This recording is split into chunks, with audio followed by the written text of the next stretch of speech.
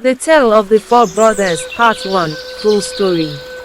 In the beginning, before the world was broken into pieces and covered with borders and flags, four brothers walked the lands of Africa. They were not ordinary brothers. They were nations in human form. South Africa, tall and wise, the eldest wore robes made of mountain stones and desert sand. His voice was deep like thunder, and his eyes carried the burden of many battles. Kenya, the second, calm like the savannah but fierce when provoked, had a spirit tied to the earth. His hands carried healing, but also knew war. Ghana, the third brother, was filled with warmth and fire. He laughed with joy, but when injustice rose, so did his sword. And he held a special place in his heart for the youngest. Nigeria, the last, the baby of the family, was bursting with energy. His strength was untamed. His heart beat louder than any drum. His dreams soared higher than eagles. And though he was the youngest, his fire burned brightest. They lived together in unity, crossing the African plains and mountains as one. They spoke to the spirits, they listened to the ancestors, and they protected the people. But peace is never eternal. One day, strange winds blew across the coast. They were heavy, not with rain, but with danger. Ships with tall masts and red flags approached. They carried the Union Jack, and they carried trouble. The British had come. At first, they spoke kindly, offering gifts, shaking hands. But their eyes looked like hunger, and their hands felt like chains. The brothers met at the mountain ridge. The sky was red, and the earth trembled slightly beneath them. Nigeria stood with fire in his eyes. "Something is coming," he said. "Something that will try to break us." Quote, Kenya nodded. "I have heard whispers in the trees. The spirits are warning us." Quote, South Africa stepped forward, his voice low and steady. "These visitors come not to share, but to rule. They've done it before. They will do it again." Quote, Ghana clenched his fist. "Let them try. We are not weak. We are Africa's sons." Quote, and then it happened. One morning, red-coated soldiers marched through the villages. They took land, they took gold, they took people. They claimed what was not theirs. The brothers stood to fight. Nigeria tied his green and white flag around his waist like a warrior's belt. Ghana gripped his golden-bladed sword. Kenya gathered his spear and shield. South Africa, silent, lifted a massive axe, arched with the names of those who came before. They met the British soldiers in the valley. Nigeria looked at them and shouted, "You think we will kneel? You came to the wrong land." Quote, the first wave came. Guns fired.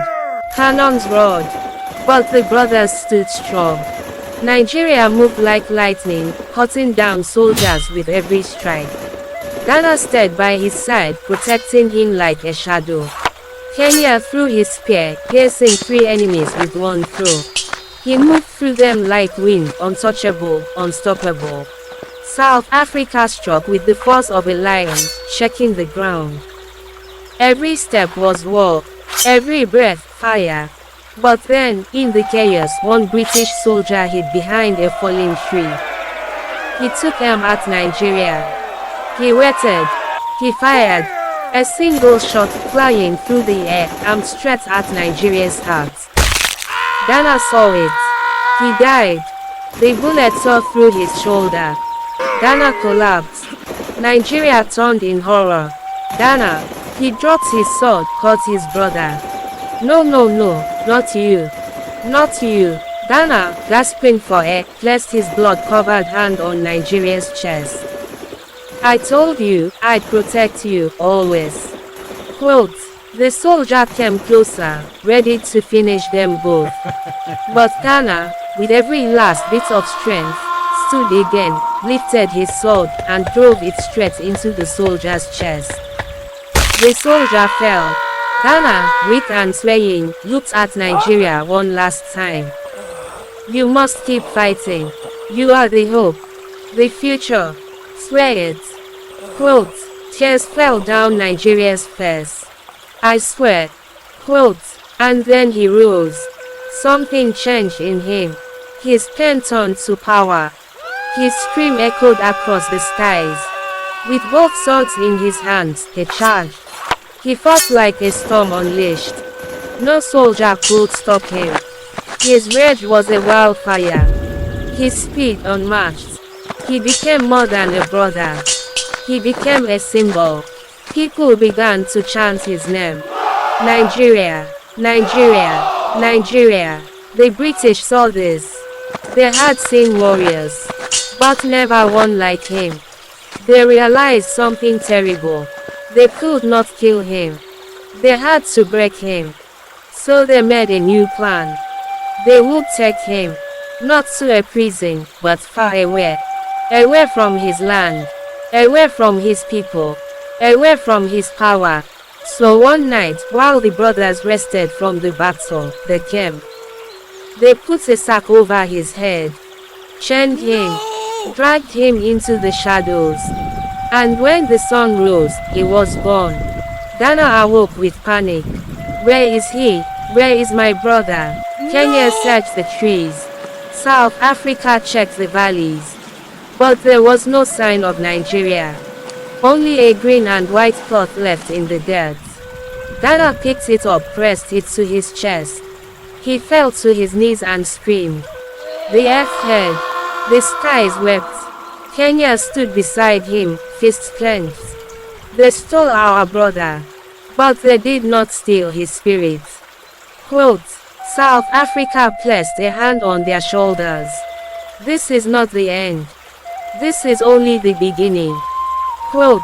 And somewhere, far from home, in the belly of a British ship, chained and bruised, Nigeria whispered to himself. I will return. I will rise. Africa will rise again. Quote. And so the tale continues. Dash dash dash. Before you leave, if this story moved your heart, don't just go.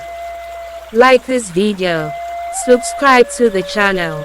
And turn on the notification bell.